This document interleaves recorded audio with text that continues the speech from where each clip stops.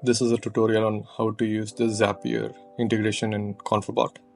So to start off with, let us first open our Conferbot, chatbot that is embedded on the website.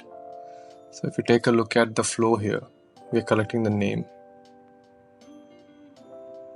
and the email. So what we'll do is between the email and the send email node, let us disconnect the edge and add the Zapier integration node in between them. Connect the edges.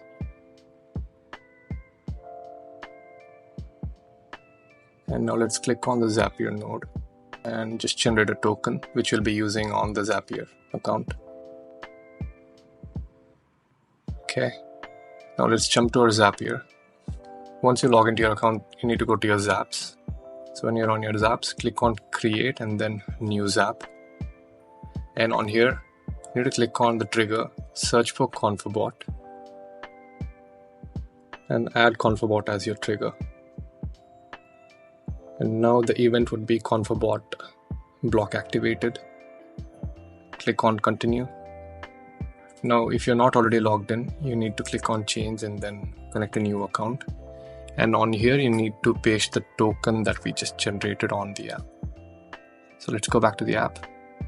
Click on, or you can either copy it from there, or you can go to your workspace and then you can find all your API keys here. Copy it from here, or go back to your flow and click on the Zapier node, copy the token. Let's paste it here and say yes. Now it'll redirect you back to your Zapier account and you can see that you're logged in. Click on Continue and let's copy paste our bot and node IDs. Copy the bot ID from the Zapier block and also the node ID. Paste them here. Click on Continue and let's test the trigger.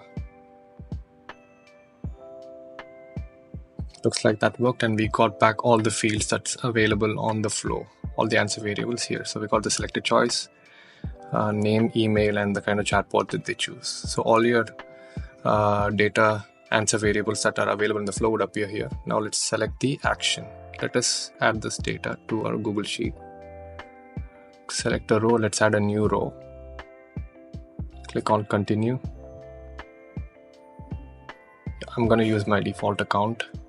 I'm not going to change it. And let's choose the drive, be my default Google Drive.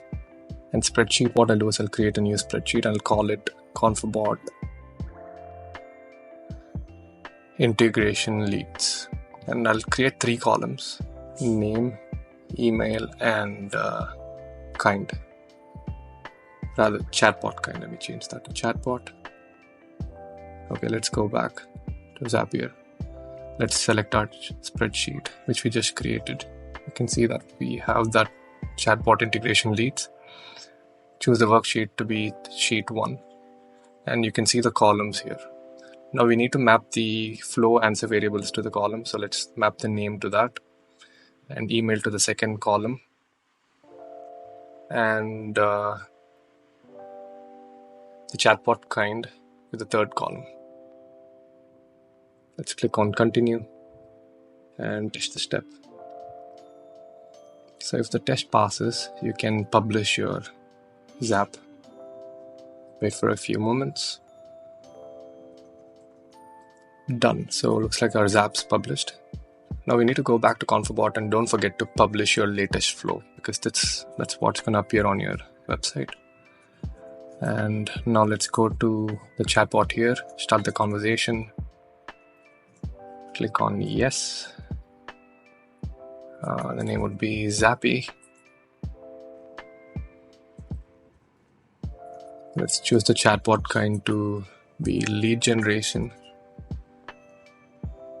And email would be zappy.test@it's.com.